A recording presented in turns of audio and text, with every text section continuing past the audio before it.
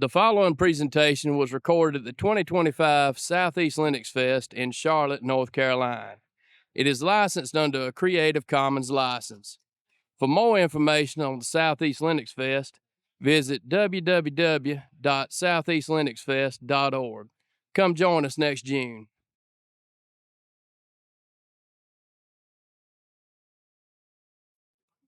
I apologize, guys. I'm going to make you sit through all this again. All right, I'm Mathias Palmersheim. This talk is called Automating Observability with Shiftmon.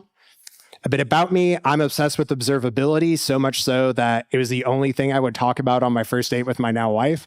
And there is even a betting pool in the office about what I was going to talk about on the date, and the people who bet on centralized logging won. I'm also a meme enjoyer, so you're going to notice I have a ton of visual aids in this presentation. I'm also incredibly lazy, so that means I'm going to work really, really hard so I don't have to do the same thing over and over again. And if you want to find out anything that I'm doing, please scan the QR code for any of my contact info that has my GitHub, my GitLab, and all the ways you can get a hold of me.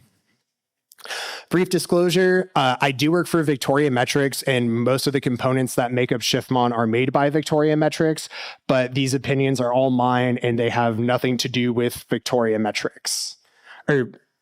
All these opinions are mine and do not reflect the views and positions of Victoria Metrics. Brief summary of Shiftmon. It's an open source observability on-ramp, which is fancy corporate speak for it takes a bunch of really cool open source tools and glues them together so you can have a great observability solution without having to have a giant Kubernetes cluster or a really expensive SaaS subscription. It's deployable just with a single virtual machine in 3 domains. I also try to make it easy to extend so you can have your own custom applications into it, and it feels the same as the things that are built into Shiftmon. I've noticed with a lot of the other it just works observability solutions, the things that it supports, it has a really nice experience. But if you have some proprietary or custom application, or you're using an obscure framework, getting that framework supported to the same level as the things that are built in is really hard.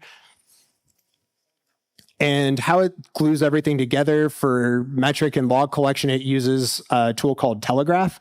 You can also just generate API credentials, either a static token or HTTP basic auth if you have something like Proxmox where you don't want to install an agent, or you can forward syslog to it as well. But Telegraph will try to enumerate everything on the host and then send those metrics to traffic where SSL termination happens.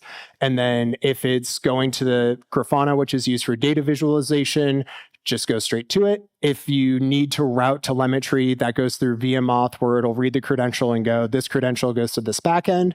And then for alerting, it can use the built-in alerts or it can use the Grafana managed alerts. But we do recommend using VM Alert and Prometheus Alert Manager for alerting. If you want to know more about that, I'm giving a talk in the other room at 6 p.m. called Who Will Be Your Ruler? I did give a talk about Shiftmon in 2023 where I went more in depth about what is Shiftmon. So if you just want the diff from that talk, it would be Victoria Logs replaced Loki as the logging backend. It helped deal with a bunch of problems around keeping the configuration up to date. The log queries were way easier, especially if you have like semi-structured logs like the Linux audit log, where it has like a static field and then it has a bunch of key value pairs. Victoria Logs deals with that much better. Grafana on-call has also been removed. It was an optional component and kind of like a self-hosted PagerDuty, but Grafana is getting rid of support for that. So I decided to take it out.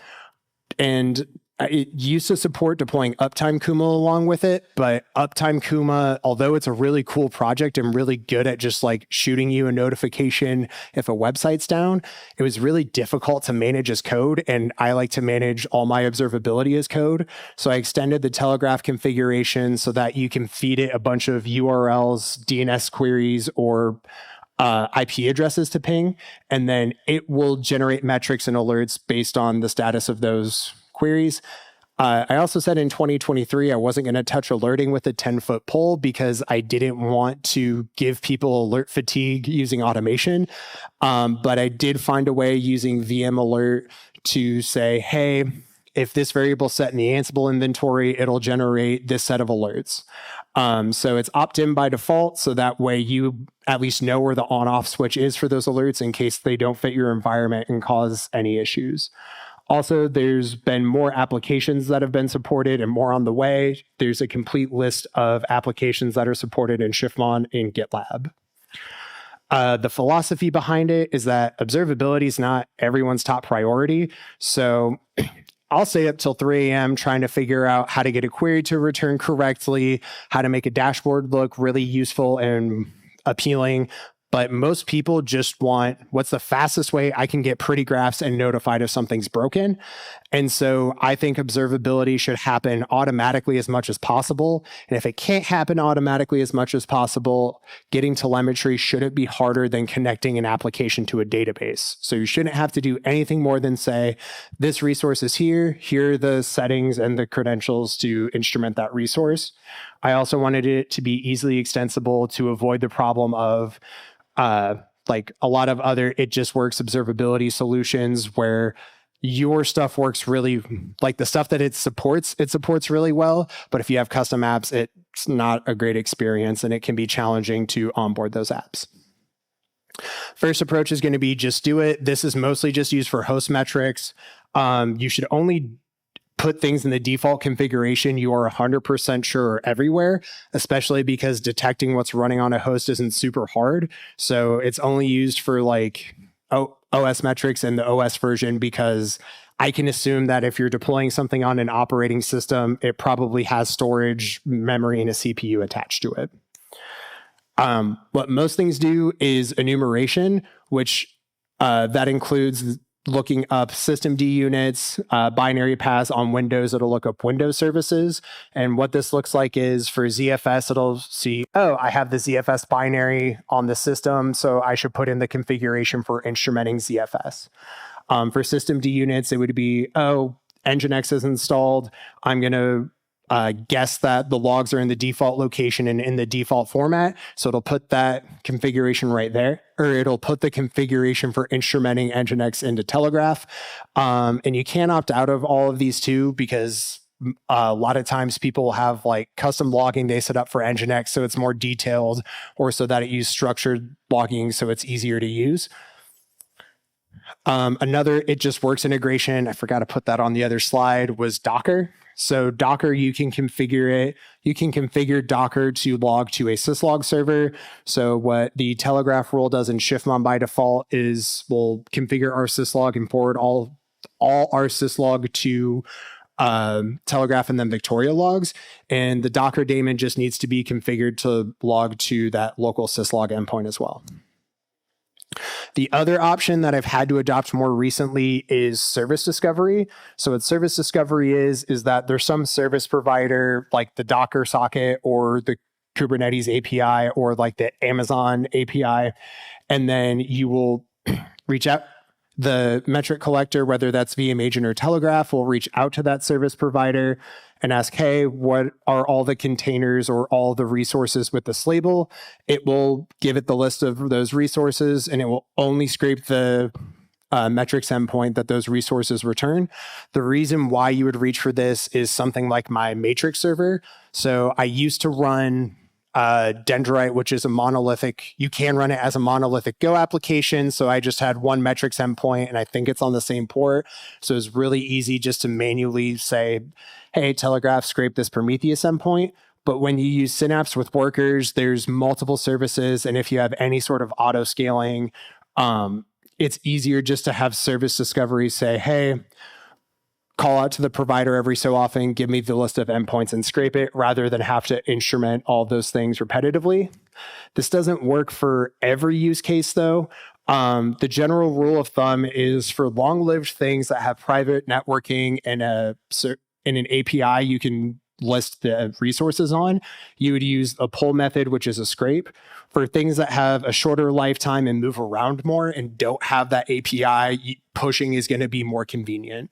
So the best example of pull would be Kubernetes. Kubernetes basically shoves Prometheus style scraping down your throat. Like a lot of times it's turned on by default. It's turned on by default, or you can turn it on with a single variable in Helm charts. And most of those services live fairly long, so they're going to be scraped multiple times. And as you go down to like a Docker container, the Docker API provides something to scrape in a private network. VPSs are hit or miss depending on where that VPS lives. So something that's widely used like Amazon or GCP, they have service discovery built in. But if you're on like some no-name provider, then they likely won't have an API you can talk to.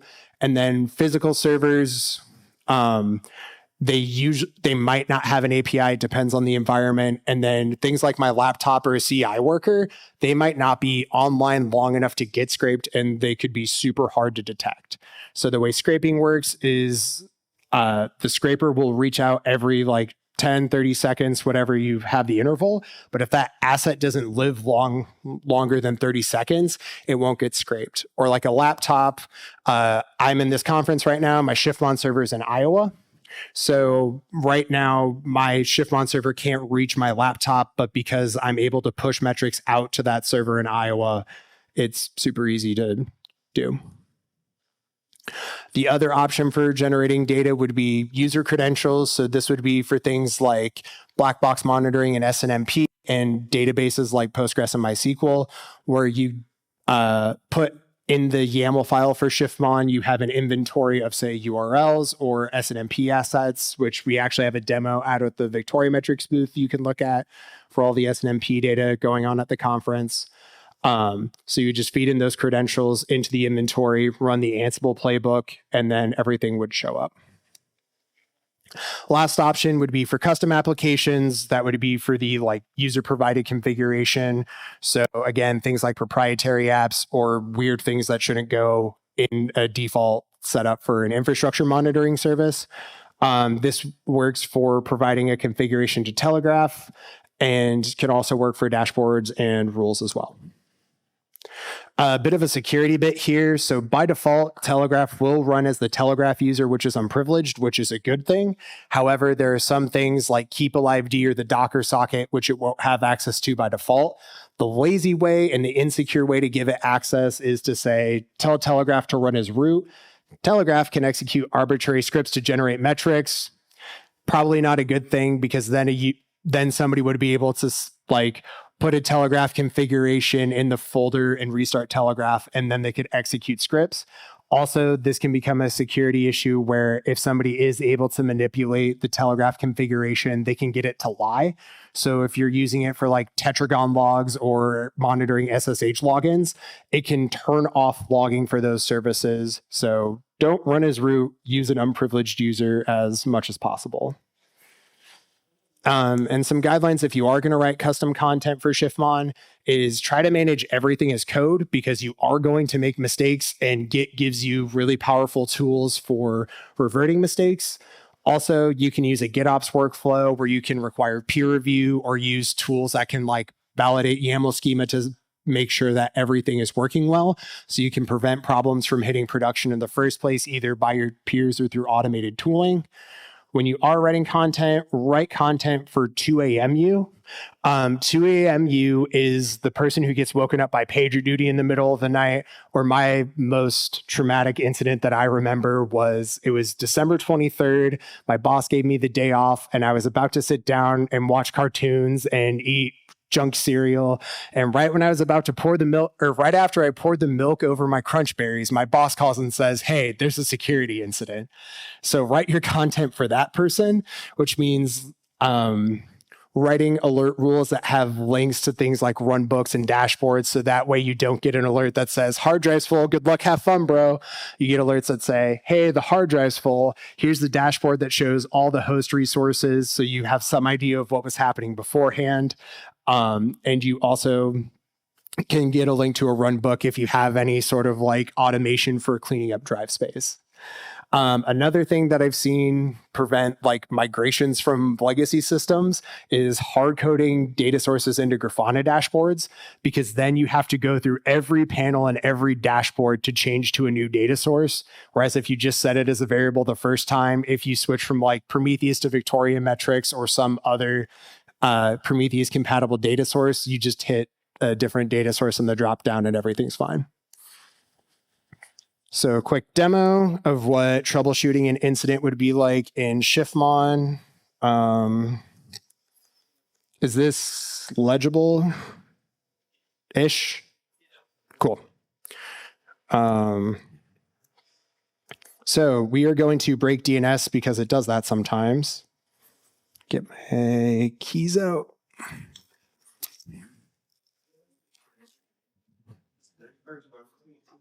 What was that? Yeah. I also don't like having to copy I don't like having to type passwords, so security keys are good for that. Snoopy.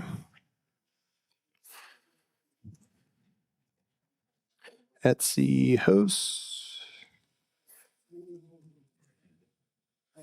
So you can see I've actually tested this demo. So what we're doing is we are breaking access to the Victoria metrics docs and what that will look like when we monitor everything.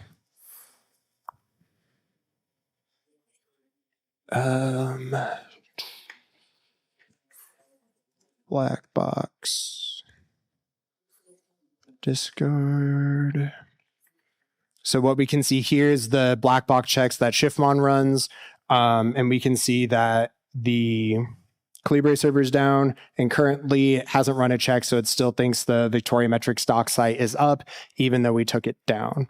And the way this gets configured is inside of the Ansible inventory. NVim. Oh, thank you. So now we go to repos, docs. So this is what the inventory for Shiftmon looks like. We're just saying, hey, the black box HTTPS URLs, go to docs.victoriametrics.com. By default, it's every 1 minute. You can adjust the interval. Look for a 200 status code. This is the default. So if you don't specify it, it'll just assume you're looking for a 200 response. The reason why you would want to do a status code is if like your application does a redirect or something like that. Then you could also give it a check name so it has a unique tag. And then when we deploy it, it's just running an Ansible playbook. So now if we go back here and refresh, we can see that the docs website is still down. Can zoom into this and make it a little bit more clear. And then what'll happen in the alert view is the alert rules that are there for Shiftmon are already firing for a different check, but now we can see that the docs check is in a pending state. And then once it goes from a pending state to in firing state, it'll shoot off a notification. This can go to email, Slack, Teams. I prefer to use a separate app like Notify, PagerDuty, iAlert. Any of those are fine because it's easier to override D&D for a whole application rather than configure like Slack or email to be, hey, only allow this channel to wake me up. Everything else can be quiet. TFY. So now we should get an alert soon. So we do have the alert that Calibre was broken. We should get one for docs here in a second. And then once we do have that alert, we see what service is down, where it is down from. We can go to Alert Manager if we did want to silence it. But we also do have the dashboard as well. So we can get linked straight to the dashboard and we can view how often the check has been down inside of the data source. And then once we go back to alerts, alert rules, we should see now that black box, should see that the black box alerts are firing. While we're waiting for it to flip, do you guys have any questions?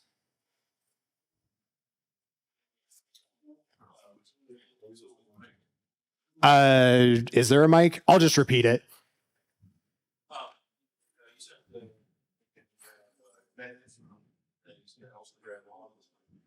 Not yet. So that's actually my learning goal for this year. If you use the Victoria Logs Helm chart, yes. You just Oh yeah. So the question is, can you, you said you can scrape metrics out of Kubernetes and remote write them to Shiftmon.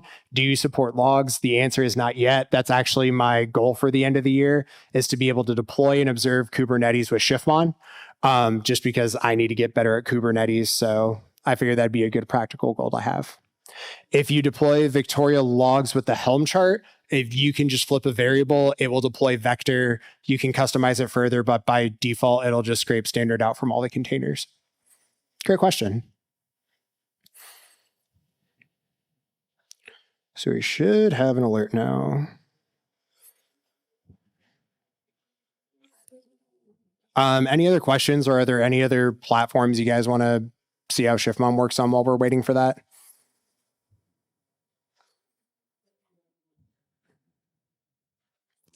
No. I'm going to pick one that I like, and that's anomaly detection. So I get a fair number of complaints from my users, aka my family, that the internet's slow. So we can use that same black box data to see all the anomalies in the environment. So the green sections on this dashboard are where everything's okay. And the red sections are going to be when there was an anomaly. So here we can go through and see when the application was behaving correctly.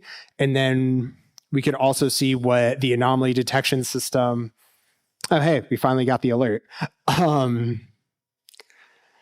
We can see when the anomaly detection system thought everything was okay, or what value it expected, as well as an upper lower bound. And then we can see when it breached that value as well, and it generates an anomaly score.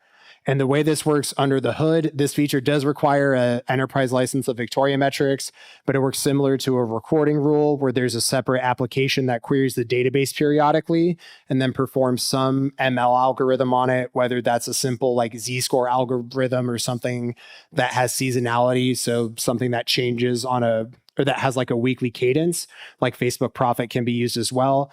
And then you can alert on these anomaly scores as well.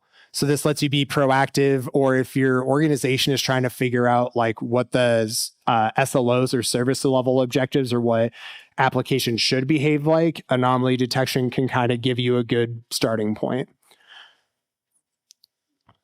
So going back to notify for alerts, you can see that we do have an alert that says, hey, this application is down. We could also open it up in Alert Manager. But we can also go straight to the dashboard, and it gives us some idea of what's happening as well. And then if we want to fix it,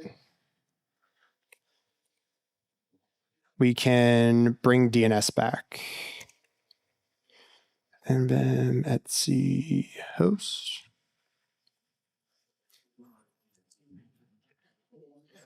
Maybe.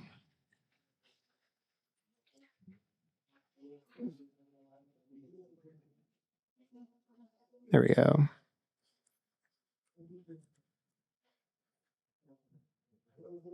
And then what'll happen now is that it'll go out and check the website, and then it'll update the alert state. I'll get a separate notification that the alert was resolved. If you're using an incident response tool that's aware of how Alert Manager works, it'll automatically close the notification for you. So if you have like a server flap for 5 minutes and then resolve, you might not even get woken up, because if somebody doesn't respond in 5 minutes and it goes from unhealthy to healthy again, the ticket or the alert will just automatically close out for you.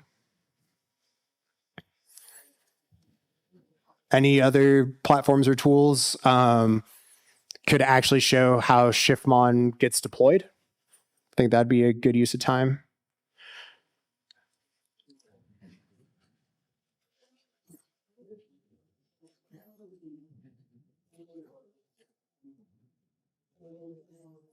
So what this will look like is you'll have an inventory file like this. And what this is saying is set a bunch of facts. So set any global tags or extra variables you want to set for Telegraph. And then I'm looking up the password that I use for Shiftmon. And here I'm setting up the users for Victoria metrics.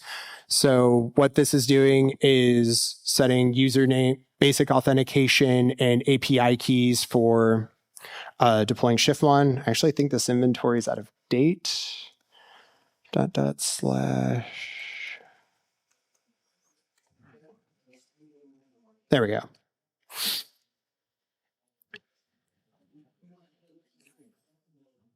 So here we're just saying, hey, fetch a secret from OpenBow and then set everything we need to connect to Telegraph.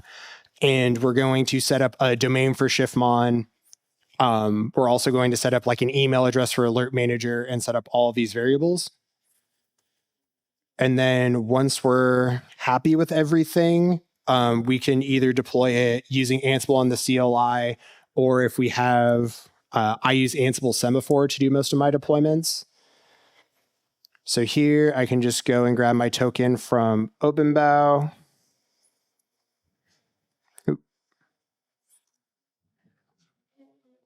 Should probably make a change too. So we're going to copy that token. And then if we want to add, let's say, another URL that we want to monitor, we can go to our inventory, shiftmon.yaml.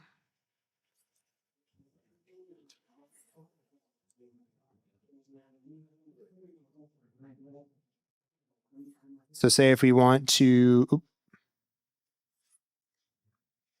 so let's say we just wanted to monitor google.com. What we would do is just specify a URL, https google.com. Then we're going to call it self check. And then because that check has always been failing, we're going to get rid of it.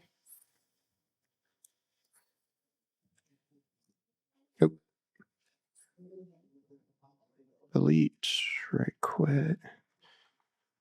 Then we're going to check our changes into Git.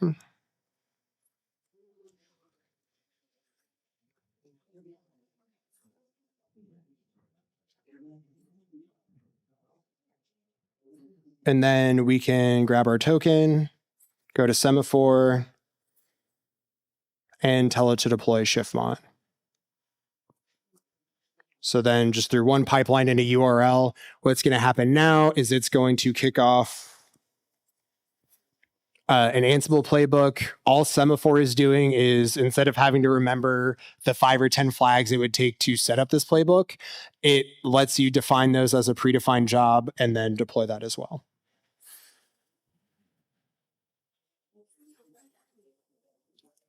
And then we should see some task change in the Telegraph task, and then everything else should pretty much stay the same.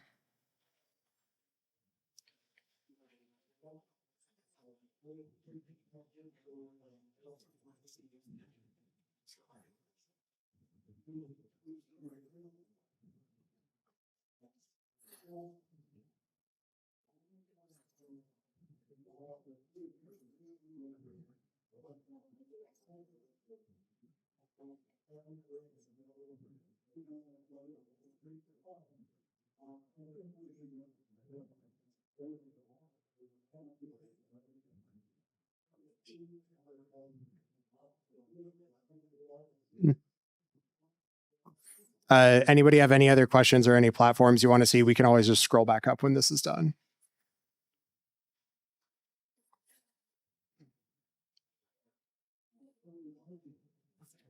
Noticed on the GitHub page, the list of supported apps that goes MySQL, but it says no dashboard. Deploy a production app with MySQL and start collecting metrics from it. I think it also is using, it assumes, I forget if it's Debian or Red Hat, I forget which family of distributions just lets you connect to it directly without creds if you are the root user, and another one doesn't. I want to instrument it properly. I already started doing this with Postgres, where you actually have to feed it credentials. So I need to migrate it over to doing it properly and then make a dashboard. One problem I have is most of the deployments the databases aren't enough of a problem that they need all that detailed telemetry. If the database is up or the application is up, it usually means the database is fine. So that's another problem too, is like you can guess what things would be important, but you don't actually get decent content until you've actually like gone through an outage or two or like some issue that it solved. So contributions are welcome if you are a DBA. And I'll be at the Victoria Metrics booth all weekend if you want to chat with me more.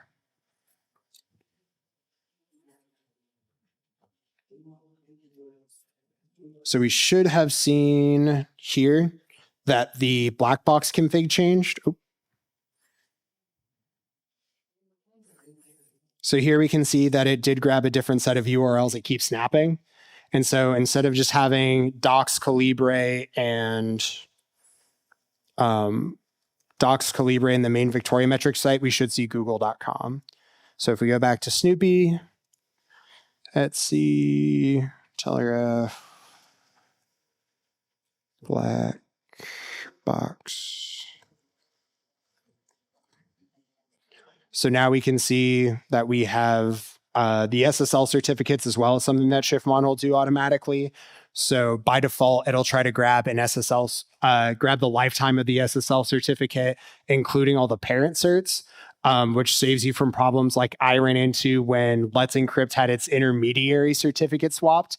It was the client I was using to generate the certificate was generating valid certificates, but because the intermediary cert expired, a whole bunch of bank websites went down on a Friday, and I did not have a good time because I didn't have black box monitoring set up with Shiftmon yet. So there we can see google.com would be monitored as well. And then just so we can speed this up, we can restart Telegraph. The Ansible playbook was going to do that at the end of the run, but because it has to run through all the Shiftmon deployment and we have limited time, I was just going to do that now. And then we should see another check pop up in the next minute or so.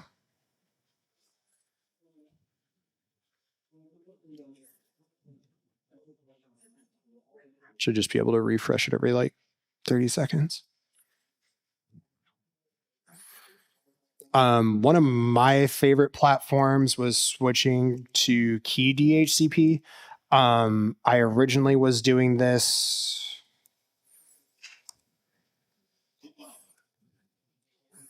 I was originally using the DHCP built into my router, but when the OpenSense migration didn't go well, I got angry enough that I just manually figured out how to deploy Key DHCP myself. And since it didn't have a management interface or metrics built into the application by default, I decided to write an Ansible rule to deploy it myself. And the nice thing about Shiftmon is that it can show metrics and logs in one home. 5 minutes. Okay. It can show metrics and logs in one spot, so you don't have to open up multiple tabs in an incident. Everything is kind of self-contained. I don't know if any of you guys have suffered the 20 tabs problem, where you have an incident, you are in one tab for metrics, one for logs, one for black box monitoring, and it's just not a great time. So we should see now. We have another health check, and now that we can see that Google is down because they didn't configure the check right, but it was as easy as adding a couple of YAML files and running a playbook. If you have, what? Slides? Oh, yeah. We are short on time, so that's all I have to show. If you guys have any other questions, feel free to find me at the Victoria Metrics booth. If you want to contact me online at all of the information is at that QR code.